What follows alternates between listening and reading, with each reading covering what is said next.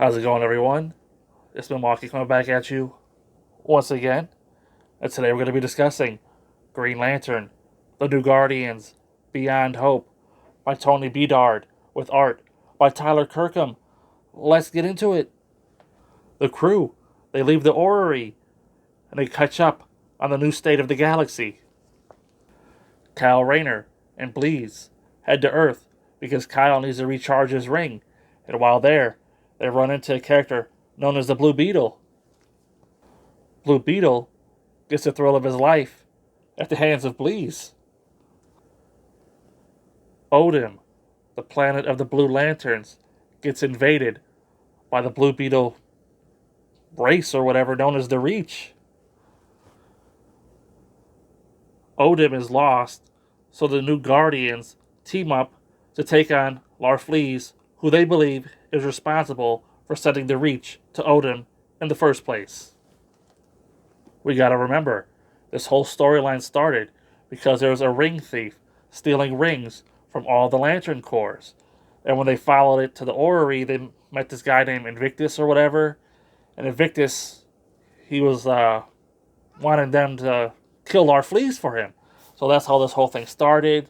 So they're going to fight Larfleeze because they think he's the one who's setting us all this up.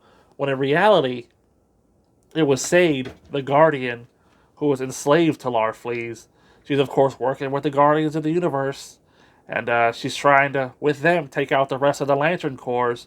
So this was her taking out, the Blue Lanterns, trying to take out the Orange Lantern. And, Invictus, he gets defeated. Some things I liked about this book, I really like the characters they chose for the new Guardians. It's a fun book. It's a fun team-up book, Bleez really shined in this book, Kyle Rayner. He's making a case for him being, like, the next best Lantern to Hal Jordan. You got Fatality representing the Star Sapphires. You got, Larfleeze, of course. I always enjoy him and his antics. He's always funny. Saint Walker, whatever. But, he's the best of the Blue Lanterns. One thing I really enjoyed about this volume was the return of the Weaponer. Last time we saw him in the Green Lantern Corps Weaponer storyline, he was kneeling to Sinestro, which was a big twist that I didn't see coming. And with the New 52, changeover, I thought that would just be forgotten. But no, he's back. He forged a new yellow ring that he gave to the Yellow Lantern representative, who I'm forgetting his name. But, so he's back, and he ends up stealing the orrery, because it's going to be like the ultimate weapon. So we'll see if that comes back into play later. I enjoyed the Weaponer, so I'm glad to see him back. I enjoyed the twist reveal that Sade was the villain the whole time, and she's working for the Lanterns, and they're, again, like I said, they're trying to take out all the Lantern Corps, so that way they can have their third army come and take over the galaxy with ease. And so far, so good. Rise of the Third Army event is next, and that's going to lead right into Wrath of the First Lantern event, and that's going to be the end of the Geoff Johns era. And it looks like all the Lantern titles are going to get new creative teams, so things are really ramping up here for a big finale, and somewhat exciting.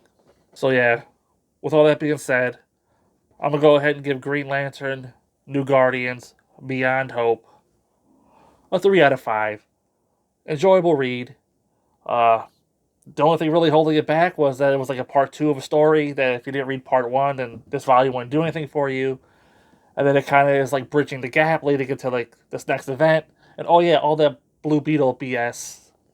Just holding it down.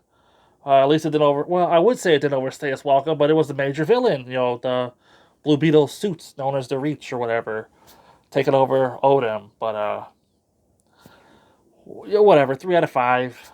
Until next time, I'll see you there.